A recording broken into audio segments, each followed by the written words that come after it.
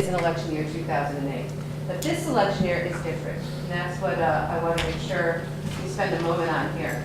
What's new this year is a bill they passed 2 years ago called the CEC, the Citizens Election Campaign, or Campaign.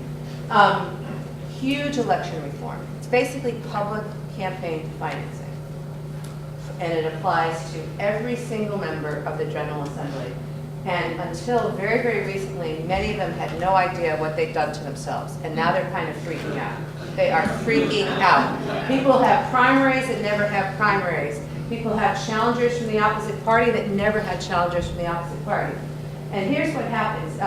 The bill requires, well, I forgot to take the dollar signs off that. So that 100 to 300 bullet point, it's take off the dollar signs. I apologize. I caught that error and then forgot to change it. Oops. Sorry. Three? Are we? There we are. In order to qualify for campaign financing, the way the law is structured, every person running for the House of Representatives, incumbent or not, but if you're a major party candidate, you have to raise money from 100 different people. Anywhere from $5 to $100 from 100 different members of your district, residents of your district. Now, if you're part of Hartford, they count all of Hartford, so that they are defining districts that if you have a slice of a town, the whole town counts.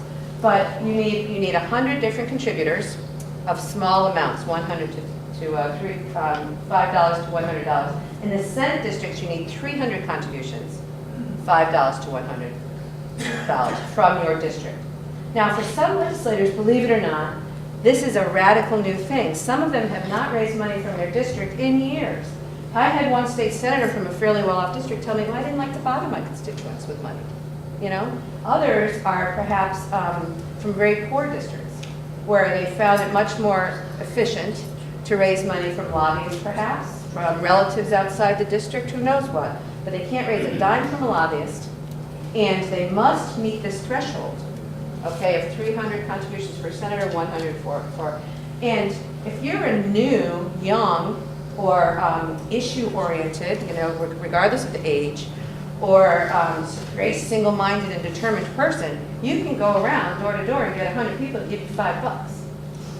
And then you have to raise a total of $5,000, and then you meet the threshold. If you're in the House, you get 25 grand in public money. Once you've raised from 100 different people, you've reached $5,000 total, you get $25,000 from the state of Connecticut. On the Senate side, it's 300 people, $15,000, I believe, is that right? Yes. And then you get $85,000 from the state of Connecticut. So you can imagine, we all know people that have never perhaps run for office in their lives that can go out there and qualify for this money. And that's what the legislature has woken up to very recently, that they've done this to themselves. Now, advocates for campaign finance reform say that's exactly the point. You take the moneyed interest out, you will make it far more democratic with a small d, and it becomes a much more pluralistic process. Well, you know what? That's really true, okay? And it's freaking the incumbents out right now.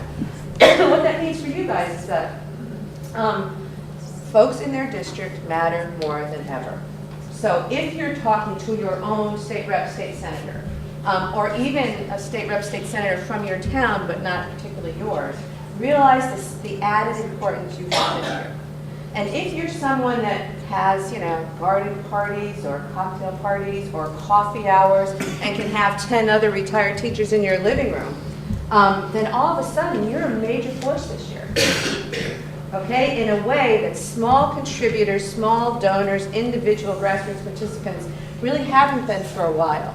So bear that in mind as you're talking to people that, yes, you're another interest group, yes, $4 million is a lot of money, but people tend to like teachers. Everybody had at least a few of them they really liked a lot. They respect the job you do, even if they didn't love all their teachers. And now you've got an electoral importance that's new. Okay. Let me interrupt for just 1 second. Rick Kassar, would you stand for a moment?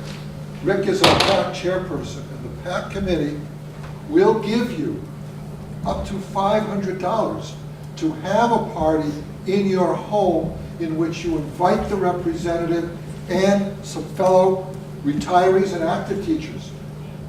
So here we have a possibility of being the most influential group in the state, but it's up to you. You must know other retired teachers. Call them up, invite them over, keep a list of your expenses. We'll pay those expenses, and you can have these people bring in their checkbooks, write out a check for $5, $10. Now, not only, many of these people were seeing races we never saw before.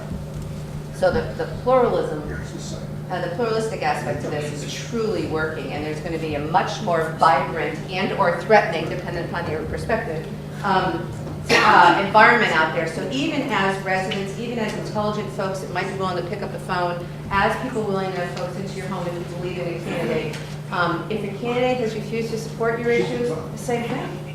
Who's the opponent? Check them out, meet with them early. Will they support your issues? It might be someone you want to work for, okay? So even your presence as able, intelligent folks paying attention to the process, it's going to be far more important to these people than ever before. Because like I said, they're in a new environment here. And there's going to be the kind of